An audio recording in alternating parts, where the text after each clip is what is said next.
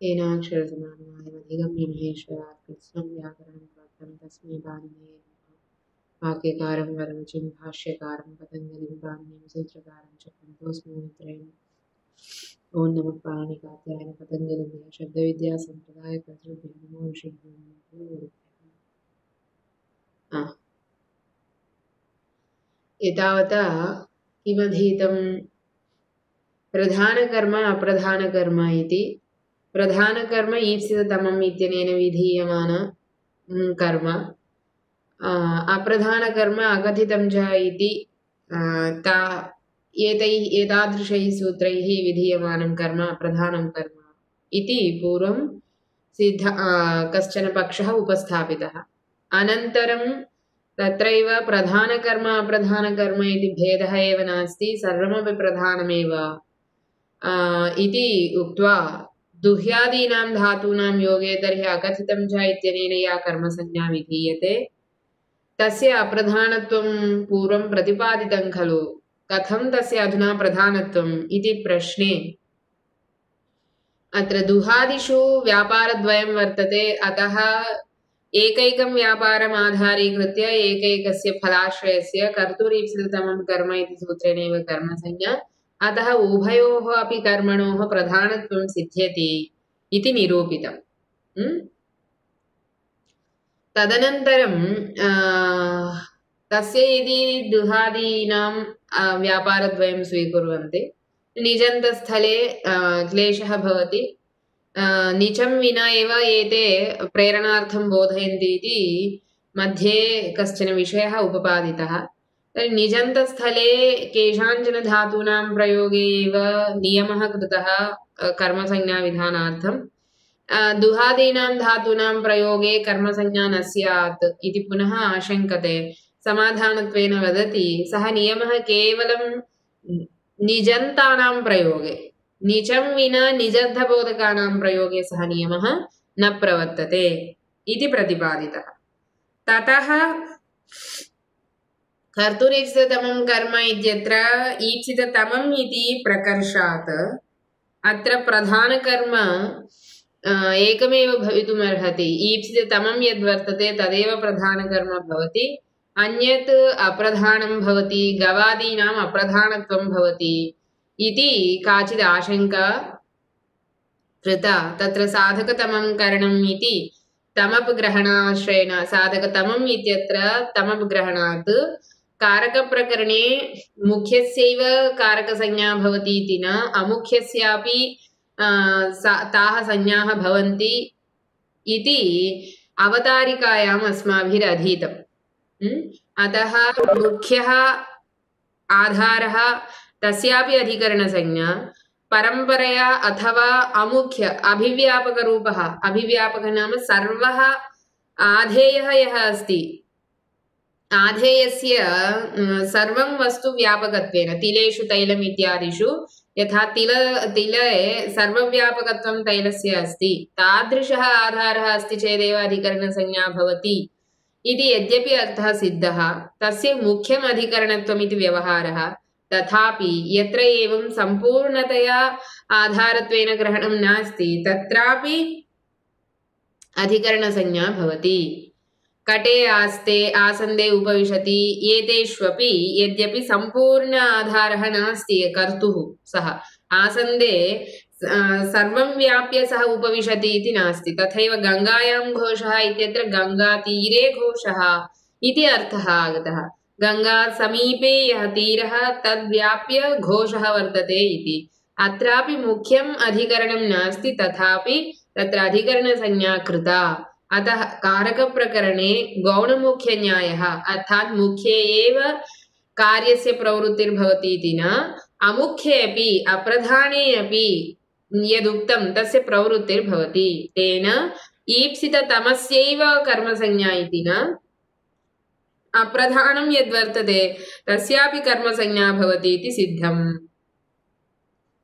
इति कश्चन आशङ्कां करोति। तदा समाधानत्वेन वदति अवतारिकायामेव, ईप्सिततमम् इति तमप् निर्देशात् प्रकर्षस्यैव ग्रहणम् प्रकर्ष नाम उत्कृष्टं यद् ईप्सितं वर्तते कर्तुः तस्यैव कर्मसंज्ञा भवति, न तु यस्य कस्यापि अप्रधानस्य कर्मसंज्ञा इति अवतारिकायामेव प्रतिपादितं। तत्र तस्मिन्नेव प्रसङ्गे श्रुतिलिङ्ग, श्रुत्या किञ्चित् बोध्यते, लिङ्गेन किञ्चित् बोध्यते। उभयोः यदि युगपत् प्रसक्तिः वर्तते एकस्मिन् प्रसङ्गे, तयोर्मध्ये कस्य ग्रहणम् इति चेत् श्रुतेः एव ग्रहणम् इति मीमांसासूत्राधारेण तत्र श्रुतेः प्राबल्यमपि बोधितम्। एवं च एतावता किं सिद्धं, प्रधानं कर्म ईप्सिततमं यद्वर्तते तस्यैव भवति। अतः गवादीनाम् ईप्सिततमत्वाभावात् तेषां प्रधानत्वं न सिद्ध्यति इति प्रश्नः कश्चन वर्तते। तदा इयं कारिका आरब्धा। का सा कारिका? करणस्य स्वकक्ष्यायां न प्रकर्षाश्रयो यथा कर्मणोऽपि स्वकक्ष्यायां न स्यात् अतिशयस्तथा। करणस्य स्वकक्ष्यायां न प्रकर्षाश्रयः यथा कर्मणः अपि स्वकक्ष्यायां न स्यात् अतिशयस्तथा। एतस्य अवगमनार्थम् एकं वाक्यं पश्यामः आदौ। अत्रैव अस्ति वाक्यमेकम्, उदाहरणं पश्यन्तु। अश्वेन पथा दीपिकया याति, पादाभ्यां पथा व्रजति, बलेन पादेन आदत्ते। एतेषु पश्यन्तु वाक्येषु अश्वेन पथा दीपिकया याति, अश्वेन पथा दीपिकया याति इति यानक्रिया। का क्रिया वर्तते? याति नाम गमनक्रिया। गमनक्रियायां याति अर्थात् गच्छति। एतस्यां क्रियायाम् अश्वस्यापि करणत्वं, पथ पन्थानः वर्तन्ते मार्गस्यापि करणत्वं, दीपिकायाः अपि करणत्वं वर्तते। त्रयाणामपि करणत्वम् अस्ति, अतः त्रिष्वपि करणे तृतीया कृता। एवं च अश्वेन पथा दीपिकया याति इति तृतीयान्तपदसहितानि वाक्यानि निष्पन्नानि। एवम् अन्यत्रापि एतेषु साधकतमं करणम् इति सूत्रेण क्रियायाः निष्पत्तौ यद् अत्यन्तम् उपयोगकारी वर्तते, यस्य उपयोगानन्तरं क्रियायाः सिद्धिः भवति, तस्यां क्रियायां साधनं भवति इति कृत्वा तस्य करणसंज्ञा भवति इति करणे तृतीयां कुर्वन्ति। एवम् अश्वेन इति अत्र करणत्वं, करणे च तृतीया कृता। पथ इत्यपि करणत्वं, करणे तृतीया। दीपिका इत्यपि करणत्वं, करणे तृतीया कृता। एतेषां त्रयाणामपि एकस्मिन्नेव समये करणत्वं, करणे तृतीया च सिद्धा। यद्यपि साधकतमं करणम् इति सूत्रे साधकतमम् इति विवक्षितं, तमपग्रहणं तत्रापि अस्ति। अतः तत्रापि प्रकर्षस्य आश्रयः क्रियते। क्रियायाः सिद्धौ अत्यन्तं यद् उपकारकं भवति तस्य करणसंज्ञा इत्यर्थः सिद्ध्यति। तर्हि अत्यन्तं सिद्धिः येन भवति नाम तदेकमेव भवेत्। अश्वः वा दीपिका वा एकः एव भवेत् तत्र साधकत्वेन।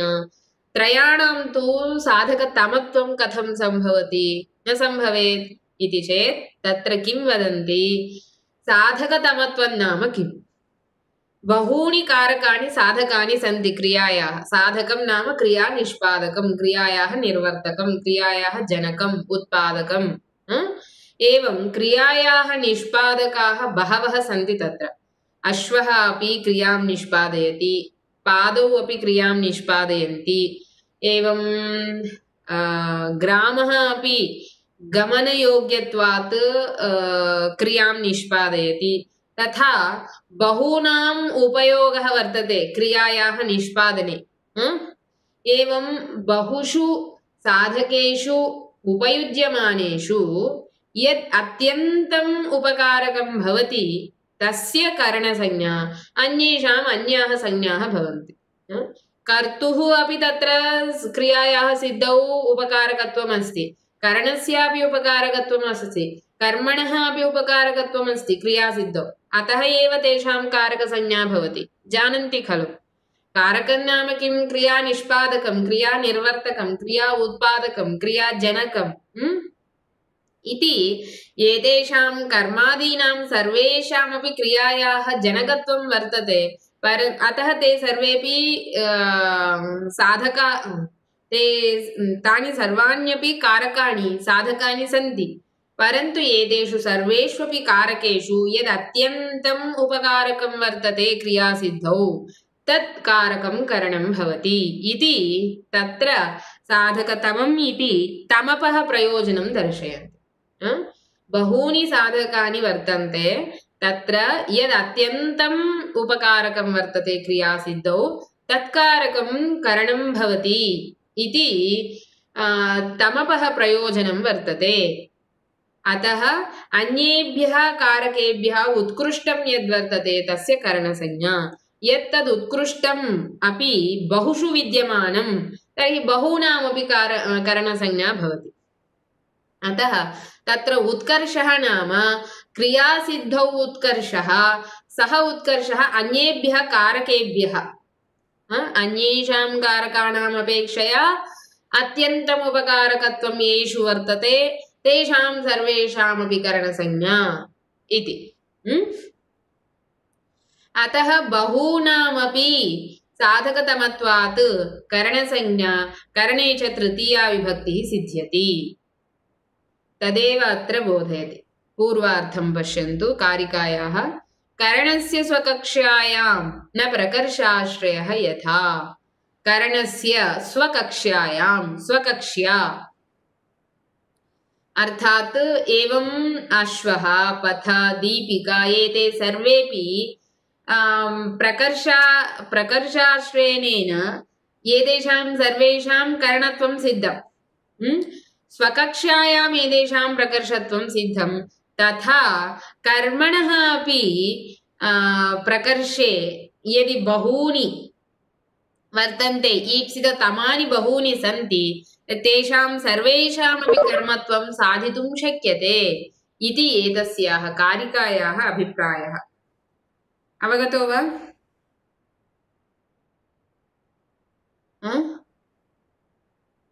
विषयः अवगतो वा कर्मणः अपि स्वकक्ष्यायां न स्यादतिशयस्तथा किं वक्तुमिच्छति अत्र करणस्य यथा प्रकर्षाश्रये स्वकक्ष्यायां प्रकर्ष आश्रयः न भवति स्वकक्ष्यायां प्रकर्षाश्रयः यथा न तथा कर्मणः अपि स्वकक्ष्यायां प्रकर्षाश्रयः अतिशयः न भवति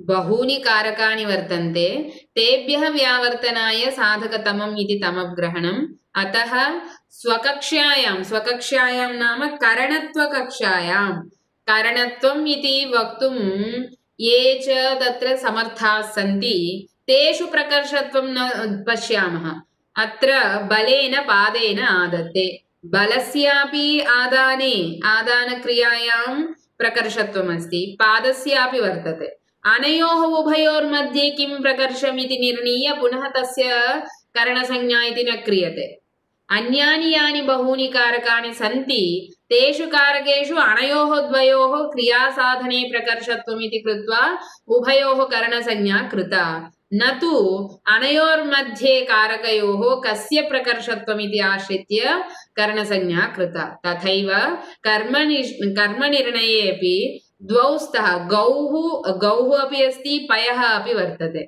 उभयोः मध्ये गौः पयः उभयोः किम् ईप्सिततमम् अस्ति इति निर्णीय तस्य कर्मसंज्ञा इति न उभयोः अपि ईप्सिततमत्वात् कर्मसंज्ञा इति स्वकक्ष्यायां प्रकर्षाश्रयः न द्रष्टव्यः गौः पयः अनयोर्मध्ये प्रकर्षाश्रयः न द्रष्टव्यः अन्येषाम् अपेक्षया अत्र प्रकर्षः अस्ति वा न वा इति द्रष्टव्यं यथा करणे वयं पश्यामः अतः एव तत्र करणकारकं त्रयाणां वा चतुर्णां वा द्वयोः वा भवितुम् अर्हति तथा कर्मविषये अपि द्वयोः अपि कर्मसंज्ञा सिद्ध्यति उभयमपि प्रधानकर्म भवति उभयत्रापि कर्तुरीप्सिततमं कर्म इत्यनेनैव कर्मसंज्ञा भवति इति अनया कारिकया बोधयति। स्पष्टो वा विषयः?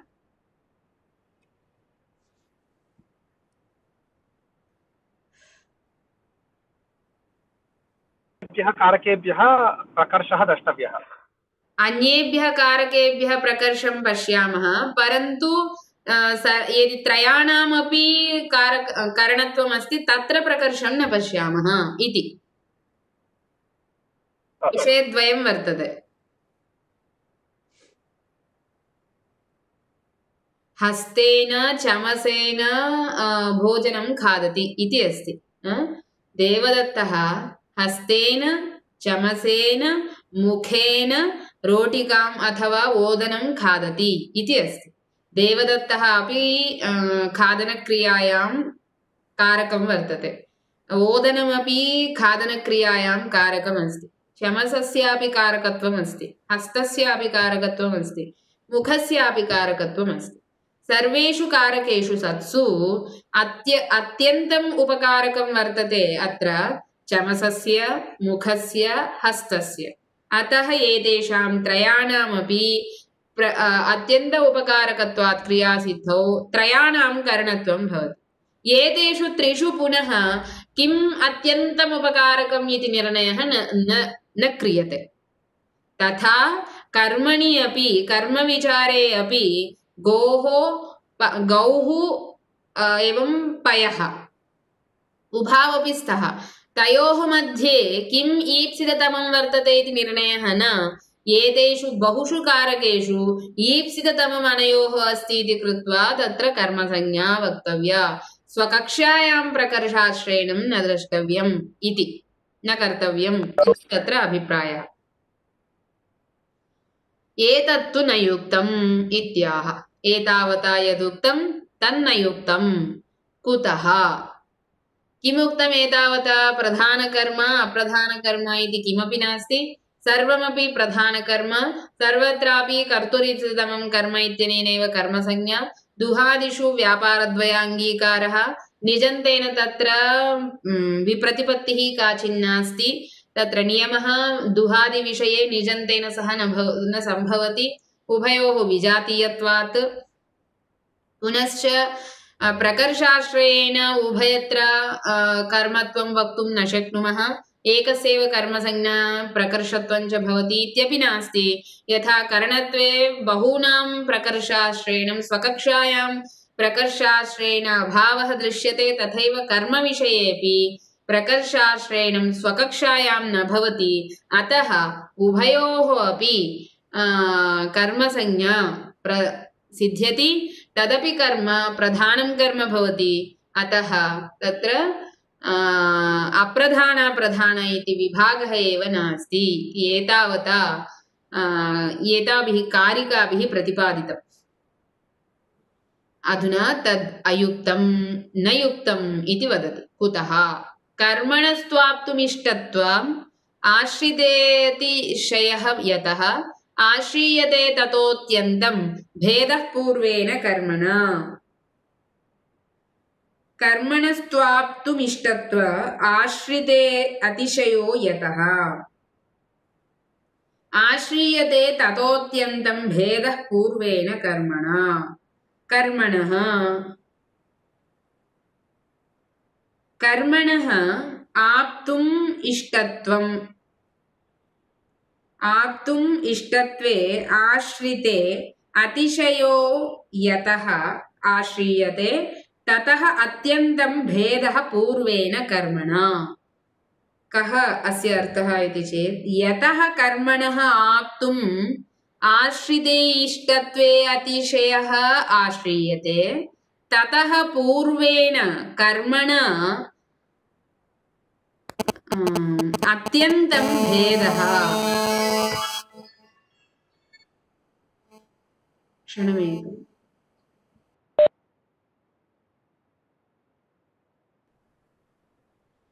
एतस्याः कारिकायाः अर्थः कः इति पश्यन्तु। यतः कर्मणः आप्तुं, यतः येन कारणेन, कर्मणः आप्तुम् आश्रिते। आप्तुम् आश्रिते नाम कर्तुः ईप्सिततमं कर्म इति खलु वदन्ति। ईप्सिततमं नाम कर्तुः आप्तुम् इष्टतमम् इति खलु अर्थः प्रतिपादितः।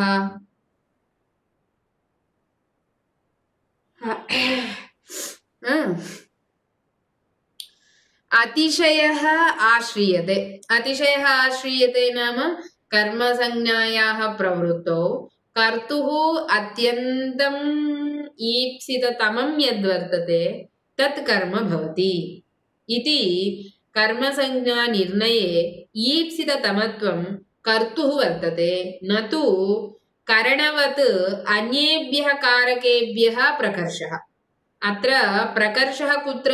कर्तरि विद्यमान इच्छायाः प्रकर्षः, न तु अन्येभ्यः कारकेभ्यः अत्र प्रकर्षः आश्रितः। यथा करणे प्रकर्षः अन्येभ्यः कारकेभ्यः आश्रियते तथा अत्र नास्ति इति अभिप्रायः। ततः पूर्वेण नाम कर्तुरीप्सिततमं कर्म इति सूत्रेण या कर्मसंज्ञा भवति पूर्वेण कर्मण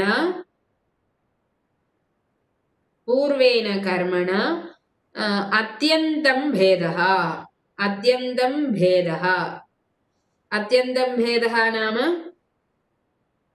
अकथितं च इति सूत्रेण विधीयमानस्य कर्मणः कर्तुरीप्सिततमं कर्म इति सूत्रेण विधीयमानात् कर्मणः अत्यन्तं भेदः वर्तते इति अर्थः। पुनः एकवारं पश्यामः। कर्मणस्य आप्तुमिष्टत्वे आश्रिते अतिशयः यतः। कर्मणः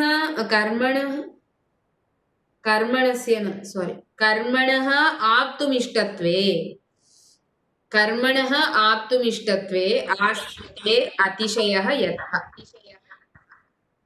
यतः कर्मणः आप्तुमिष्टत्वे अतिशयः आश्रितः। कर्तुरीप्सिततमं कर्म इति सूत्रेण कर्तुः आप्तुमिष्टतमं यद्भवति तत् कर्म इति अर्थः आश्रीयते। तत्र कर्मसंज्ञानिर्णयाय किं पश्यन्ति? कर्तुः अत्यन्तम् ईप्सिततमं किं वर्तते इति दृष्ट्वा तस्य कर्मसंज्ञां कुर्वन्ति। तत् कर्म अकथितं च इति सूत्रेण विधीयमानात् कर्मणः भिद्यते। अत्यन्तं भेदः पूर्वेण कर्मणा। अत्यन्तं भेदः पूर्वेण कर्मणा नाम कर्तुरीप्सिततमं कर्म इति सूत्रेण विधीयमानेन कर्मणा अत्यन्तं भेदः आश्रीयते। अत्यन्तं भेदः नाम अकथितं च इति सूत्रेण विधीयमानस्य कर्मणः अत्यन्तं भेदः वर्तते इति अर्थः। अवगतो वा? विषयः अवगतो वा? करणत्वनिर्णये प्रकर्षत्वं कारकान्तरेभ्यः नाम कारकान्तरं यद्वर्तते कर्म कर्ता सम्प्रदान अपादान एतेभ्यः प्रकर्षः अस्ति चेत् करणत्वम् इति निर्णयः। परन्तु कर्मविषये तथा नास्ति निर्णयः। कर्तुः अत्यन्तम् आप्तुम् इष्टतमं यदस्ति तदेव अत्र कर्म भवति इति कर्मणः निर्णयः क्रियते। अन्येषां कारकाणां तु ईप्सितत्वमेव नास्ति चेत् तेभ्यः ईप्सिततमम् इदम् इति कारकेभ्यः कर्मणः पृथक्करणं तमपा क्रियते अथवा प्रकर्षेण क्रियते इति वक्तुं न शक्यते। करणविषये तु तथा नास्ति। साधकतमम् इति उक्तं। साधकं तु सर्वमपि साधकं। साधकं नाम कारकम् इति अर्थः। साधकं सर्वमपि साधकं भवति। साधकतमं नाम कारकेषु अत्यन्तं यत् उपकारकमस्ति तत् साधकतमं भवति। ईप्सितं तु सर्वाणि कारकाणि ईप्सितानि न भवन्ति। अतः सर्वेभ्यः कारकेभ्यः इदं मुख्यं वर्तते अथवा एषः प्रकर्षः अत्र उत्कृष्टत्वम् अस्ति इति ईप्सिततमं कारकेभ्यः कारकान्तरात् ईप्सिततमम् इदम् इति वक्तुं न शक्यते इति एतस्य अभिप्रायः। अवगतो वा अभिप्रायः कः इति?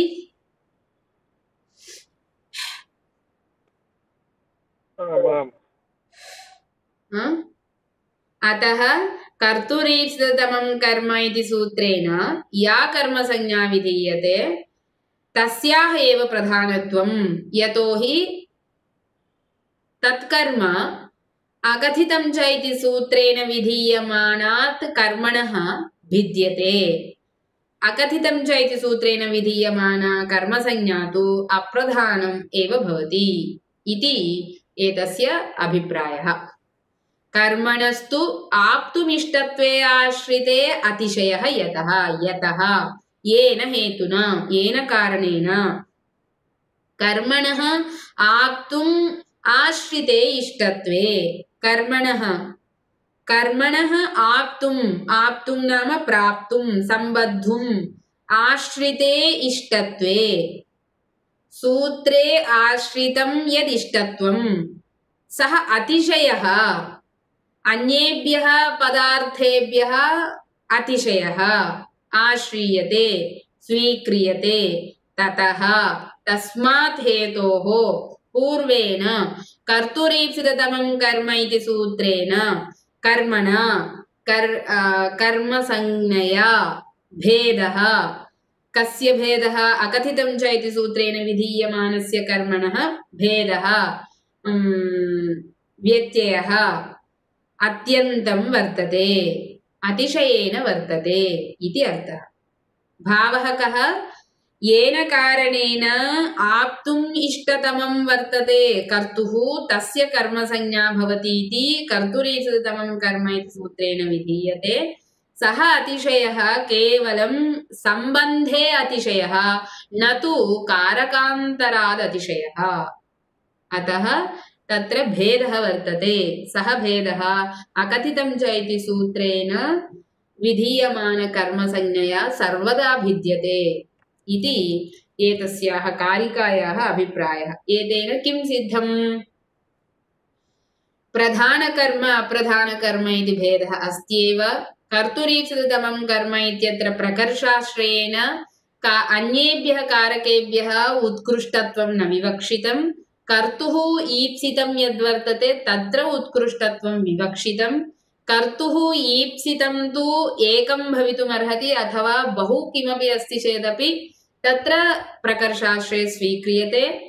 न तु सर्वेषां कर्ता सर्वाणि कारकाणि इच्छति इति न, तैः सम्बन्धम् इच्छति इत्यपि न। तत्र ईप्सितं नाम केवलं द्वित्रेषु स्थलेषु भवितुमर्हति। तत्र यत् प्रकर्षत्वेन स्वीक्रियते तस्य कर्मसंज्ञा भवति। अतः करणेन कर्मणः तुल्यत्वं नास्ति। करणसंज्ञाविधायके यः तमप प्रत्ययः तेन उद्दिष्टः अर्थः यद्यपि अतिशयः, परन्तु सः अतिशयः केषु अतिशयः दृश्यते? अन्येषु कारकेषु अतिशयः दृश्यते। साधकतमं करणम् इति सम्पूर्णतया ईप्सिततमात् भिन्नम्। ईप्सिततमम् इत्यत्र विद्यमानतमपापि प्रकर्षः एव आश्रियते, परन्तु एषः प्रकर्षः ईप्सितेषु वस्तुषु भवति, न तु अन्येषु कारकेषु प्रकर्षः इति उभयोः भेदः। तथैव अकथितं च इति सूत्रेण विधीयमानस्य कर्मणः कर्तुरीप्सिततमं कर्म इति सूत्रेण विधीयमानस्य कर्मणश्च उभयोः महान् भेदः वर्तते इति एतस्यां कारिकायां प्रतिपादितम्। अनन्तरम् अन्या कारिका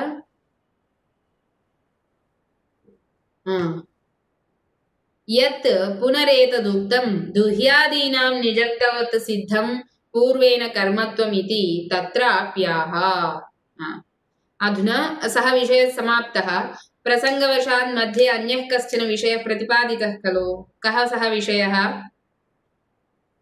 दुह्यादयः ये धातवः तेषाम्